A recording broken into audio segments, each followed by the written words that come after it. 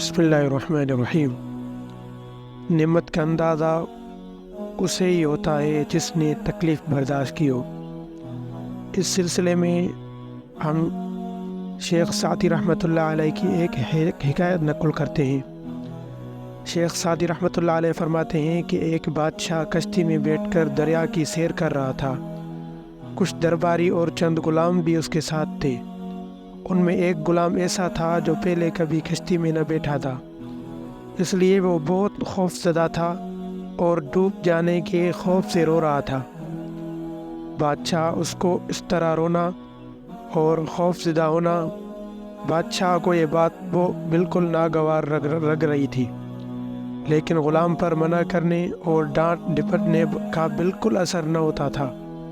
کشتی میں ایک جاں دیدہ اور دانا شخص بھی سوار تھا۔ اس نے یہ غلام کی حالت دیکھی تو بادشاہ سے کہا کہ اگر حضور اجازت دے تو یہ خادم اس خوف زدہ غلام کا ڈر دور کر سکتا ہے۔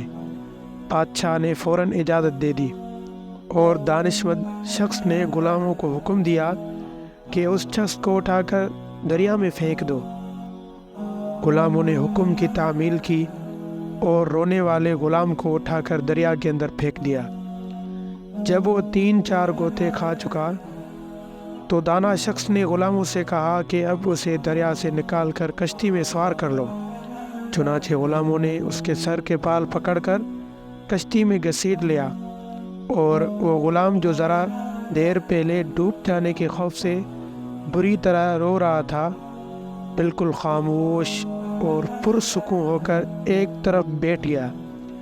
بادشاہ نے حیران ہو کر سوال کیا کہ آخر اس میں کیا بھلائی تھی کہ تم نے ایک ڈرے ہوئے شخص کو دریا میں پھینکوا دیا تھا، اور مزید حیرت یہ ہے کہ اب یہ خاموش بھی ہو گیا ہے۔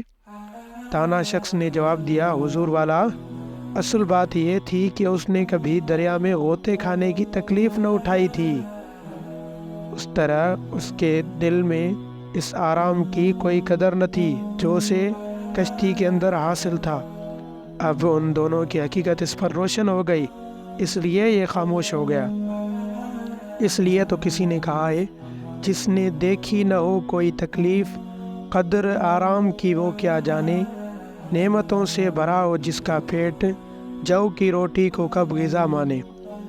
حضرت سعدی رحمۃ اللہ علیہ کی اس حکایت میں حضرت سعدی رحمۃ اللہ علیہ نے اس حکایت کے اندر انسان کی نفسیات بیان فرمائی ہے کہ جس شخص نے کبھی تکلیف دیکھی ہی نہ ہو، وہ اس آرام کی قدر و قیمت سے آگاہ نہیں ہوتا جو اسے حاصل ہے۔